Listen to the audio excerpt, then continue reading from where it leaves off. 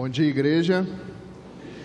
Que a graça e a paz de nosso Senhor e Salvador Jesus Cristo esteja com todos os irmãos. Amém? Amém. Convido os irmãos a abrir a Bíblia, a palavra de Deus, no Evangelho de Mateus, no capítulo 16. Nós vamos ler só 2 versículos. Mateus 16, versículo 24 e 26. Diz assim a palavra de Deus: Então Jesus disse aos seus discípulos: Se alguém quer vir após mim, negue a si mesmo, tome a sua cruz e siga-me. Pois quem quer salvar a sua vida a perderá, e quem perder a sua vida por minha causa, esse a achará. De que adianta uma pessoa ganhar o mundo inteiro e perder a sua alma? Ou que dará uma pessoa em troca de sua alma? Só até aqui a leitura. Vamos orar mais uma vez? Senhor Deus, nosso Pai, te entregamos, ó Deus, esse momento nas Tuas mãos, pedindo, ó Pai, que o Senhor esteja aplicando a Tua palavra nos nossos corações nesse momento, que não sejam apenas palavras jogadas ao vento, ó Pai, mas que tudo que seja dito aqui possa contribuir para a nossa edificação enquanto igreja, edificação enquanto pessoa. É a nossa oração, em nome de Jesus. Amém. Nós estamos diante de um texto onde Jesus, pouco antes, ele leva os seus discípulos até a região de Cesareia, e ali ele faz um questionamento aos discípulos, dizendo: o que as pessoas dizem que é o Filho do Homem? O que as pessoas estão dizendo por aí acerca de mim? Então eles respondem: uns dizem que tu és Elias, outros dizem que tu és Jeremias, ou um dos profetas. E aí Jesus pergunta: mas e vocês? Quem dizem que eu sou? Quem vocês que andam comigo dizem que eu sou? Então Pedro, tomando a palavra, responde: tu és o Cristo, o Filho do Deus vivo. É interessante Jesus estimular esse questionamento nos seus discípulos, porque Jesus sabia quem ele era. Ele sabia da sua própria identidade. Só que ele precisava saber o que os discípulos dele diziam quem ele era. Porque através deles conhecendo Jesus, os discípulos sabendo qual era a identidade de Jesus, eles também poderiam conhecer a si mesmos. E é sobre esse tema que eu queria tratar com os irmãos dessa manhã. A nossa identidade.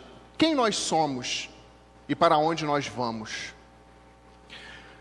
Provavelmente todos aqui já conhecem o livro chamado Alice no País das Maravilhas. Alice in Wonderland, de Lewis Carroll, escrito em 1865.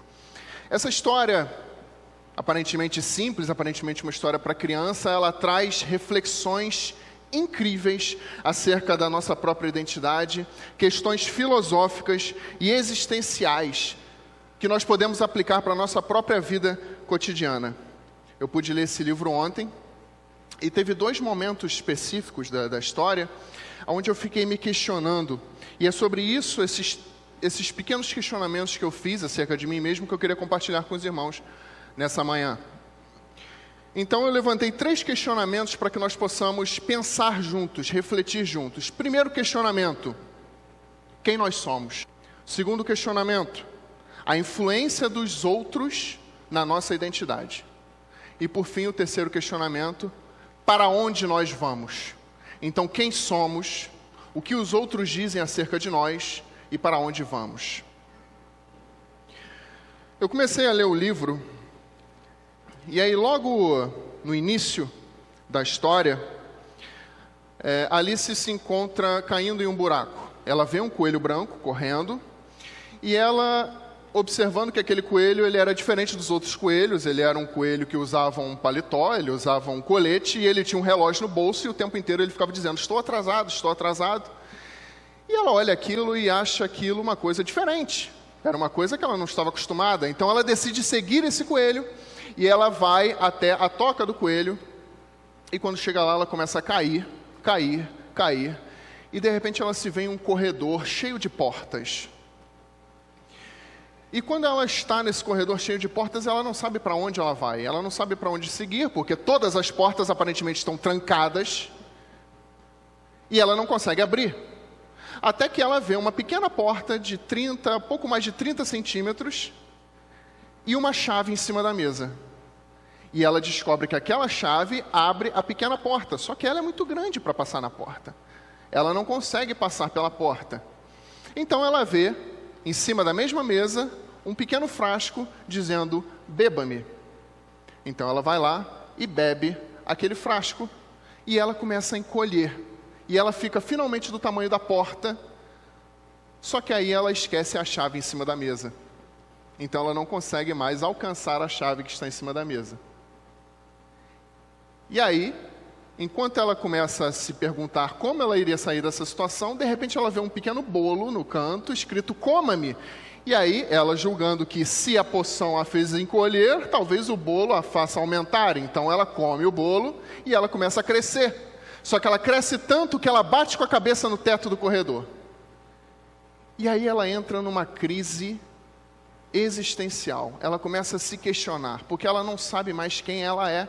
Ela não sabe mais nada daquele mundo, que aparentemente nada faz sentido naquele mundo. Então ela começa aos poucos a ter uma crise existencial. Depois de encolher e crescer, ela observa que o mundo ao seu redor está completamente diferente do que era antes.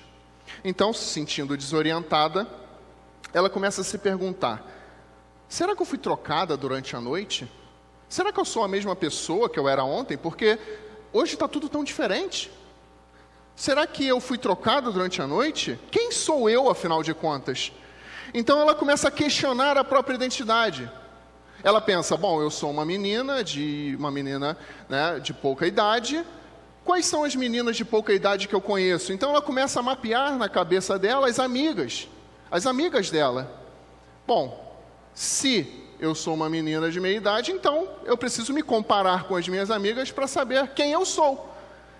E aí ela começa a perguntar, será que eu virei fulana? Será que eu virei cicrana? E aí ela começa a se questionar. Ela questiona a sua identidade, porque antes para ela, o que era claro, agora nada mais parecia fazer sentido. Então ela tenta se definir através dos outros. Ela tenta se definir com as suas amigas, porque elas, afinal de contas, são crianças iguais a ela. Mas aí ela falha em tentar achar essa definição. Então ela começa a se questionar, peraí, então, o que eu sou? Bom, ela tentou se definir pela comparação com as amigas, não deu certo. Então ela começa a tentar se questionar, se definir acerca do que ela sabe, acerca do que ela conhece, o seu conhecimento, mas aí ela falha também, porque ela começa a errar contas matemáticas básicas, ela começa a errar capitais de países, então ela também falha em se definir pelo que ela sabe. Então ela diz o seguinte, quem eu sou então? Diga-me primeiro, então se eu gostar de ser essa pessoa, então eu aparecerei. Se eu não gostar, então eu ficarei aqui até ser qualquer outra pessoa. O que Lewis Carroll está tentando nos passar são algumas perguntas essenciais para a nossa vida.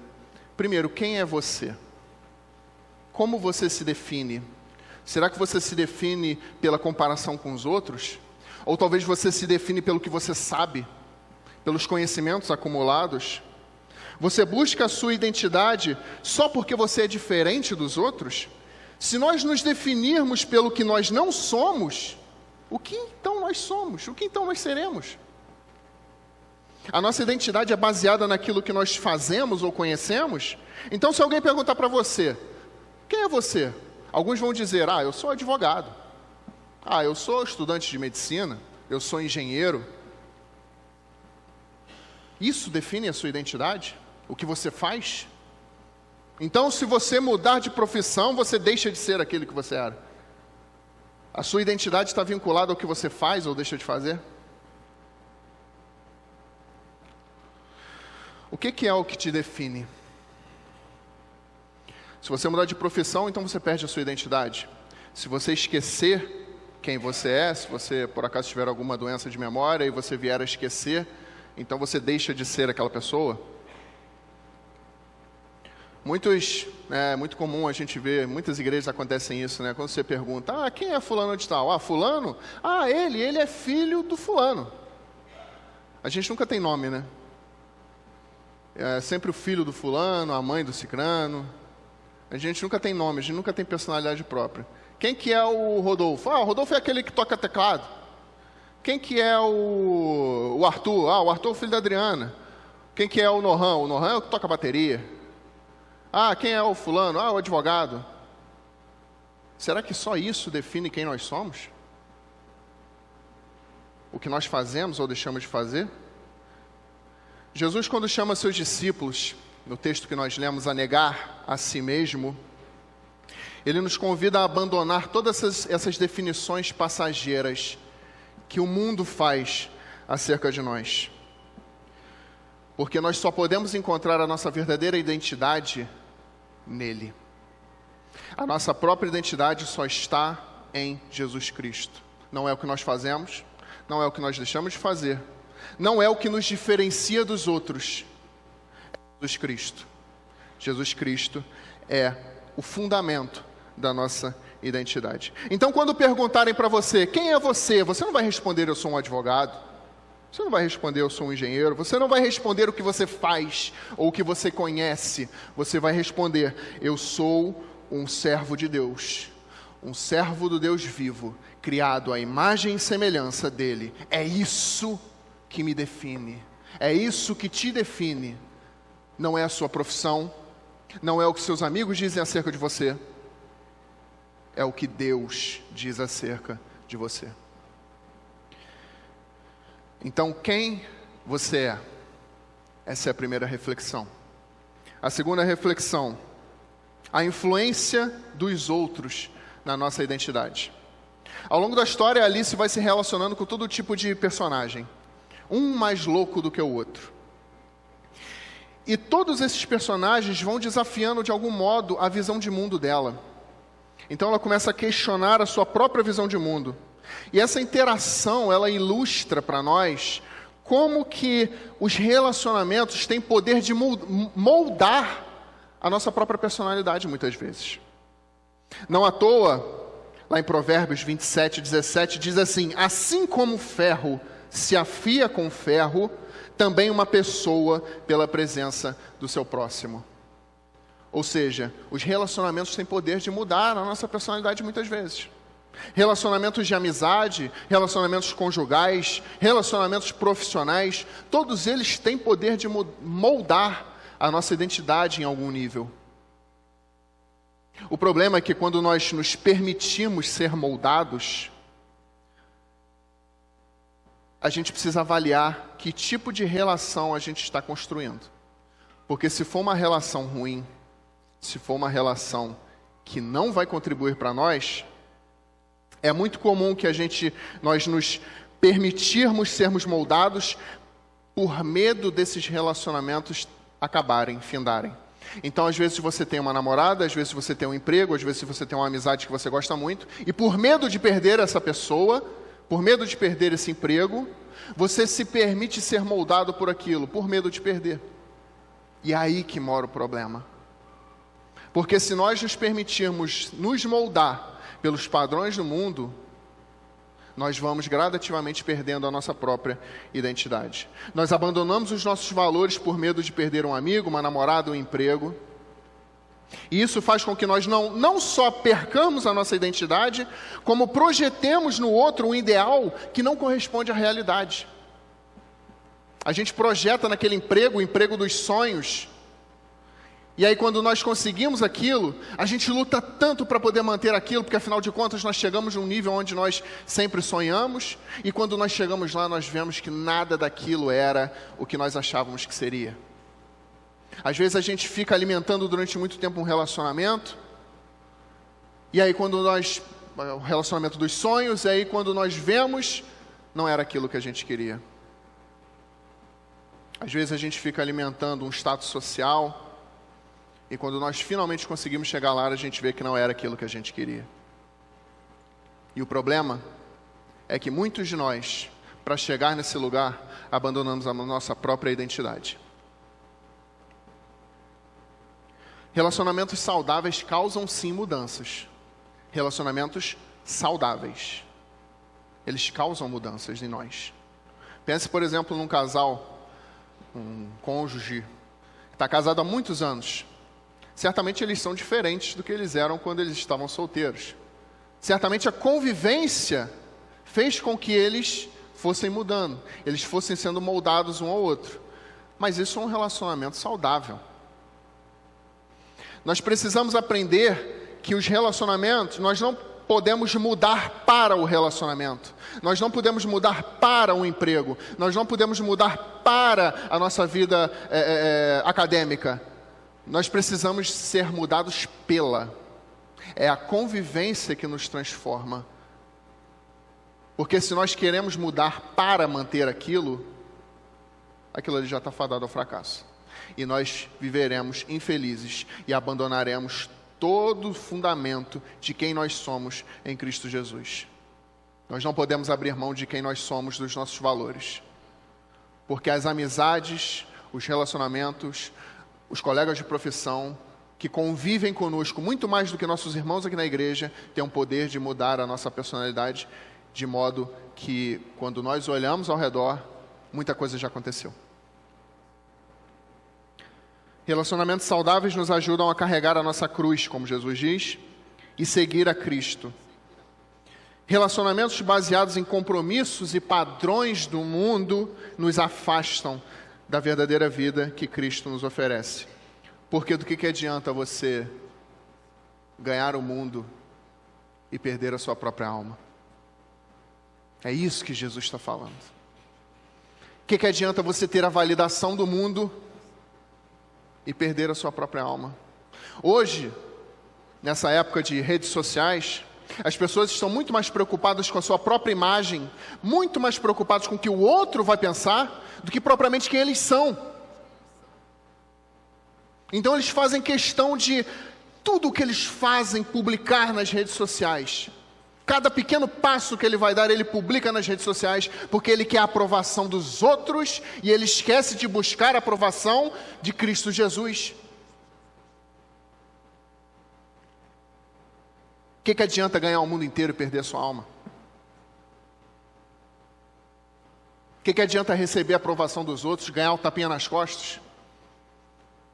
Jesus disse: quando vocês orarem, não façam como os hipócritas, porque eles gostam de ficar orando em pé nas sinagogas e nas esquinas, para que os outros os vejam. Não sejam como eles, porque eles já receberam a sua plena recompensa. Vocês, pelo contrário, quando forem orar, fechem a porta e orem ao seu Pai que está em secreto, e o Pai que vem em secreto recompensará. Você não precisa ficar expondo a sua vida para poder receber algum tipo de aprovação de alguém, de terceiro, porque o Pai que vem em secreto sabe o que se passa dentro do seu coração. Quem é você? Será que a sua identidade é só isso?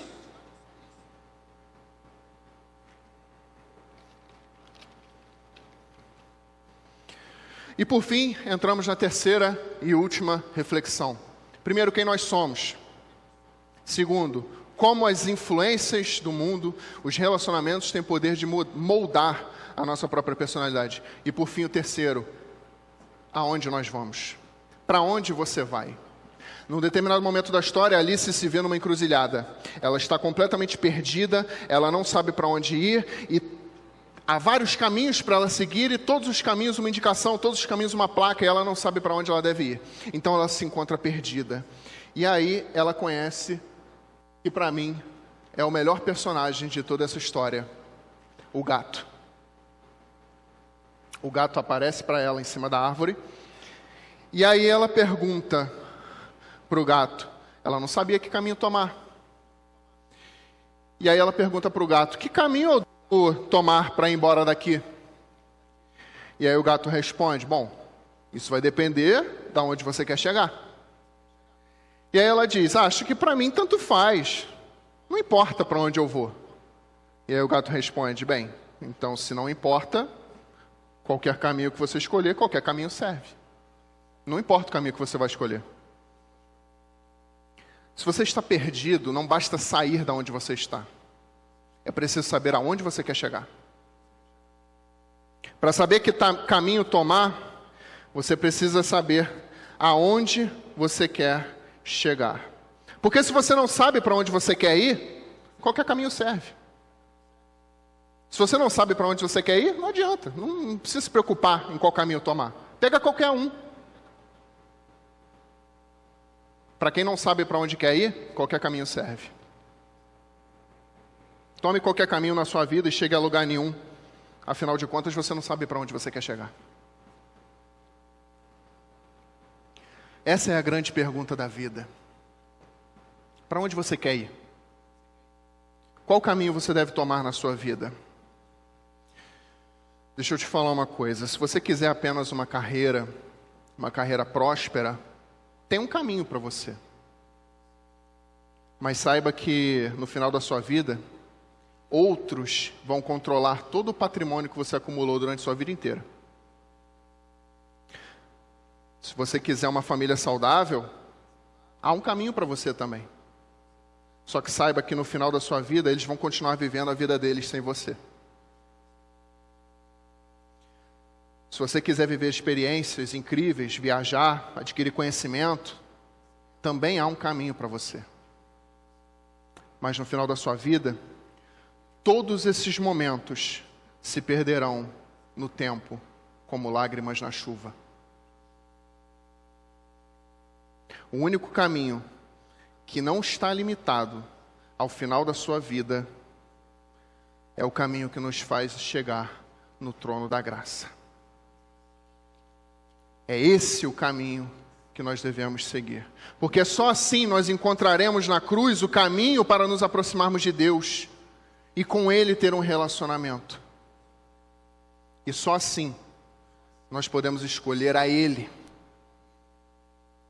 Porque Ele é o caminho, a verdade e a vida. E a única forma de viver eternamente é através dele. Quem é você? Para onde você vai? Essas são as perguntas que assombram a humanidade desde sempre. E somente em Cristo Jesus nós temos respostas para isso. Quem nós somos? Nós somos imagem e semelhança do Deus vivo. Para onde nós vamos? Nós vamos para o trono da graça. Porém, é necessário saber que haverão percalços no caminho. É necessário saber que muitas vezes nós nos encontraremos perdidos, sem saber para onde ir. Haverá influência de todos os lados tentando nos levar de um lado para o outro. E se nós não soubermos quem nós somos em Cristo Jesus, qualquer vento de doutrina vai nos levar para qualquer lugar. É por isso que nós vemos o tanto de adolescente, quando se forma na escola, vai para a faculdade e larga a igreja. É porque não tem a sua personalidade, a sua identidade firmada na rocha que é Cristo Jesus. É duro dizer isso, é. Só que muitas vezes, os culpados disso tudo somos nós mesmos. Porque não nos preocupamos em nos orientar e orientar os outros que estão ao nosso redor. E aí, para quem não sabe para onde quer ir, qualquer caminho serve. E aí eles vão vagar pela vida, sem chegar a lugar nenhum, porque não sabem para onde quer ir. Para onde você quer ir? Curva sua cabeça. Feche seus olhos.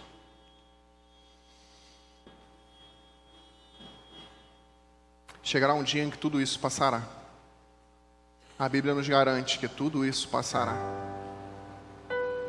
Chegará um dia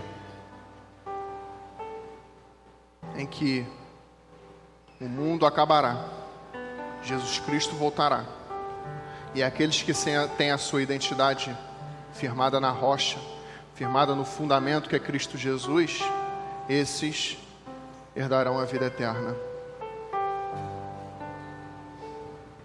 Será que você está nessa lista?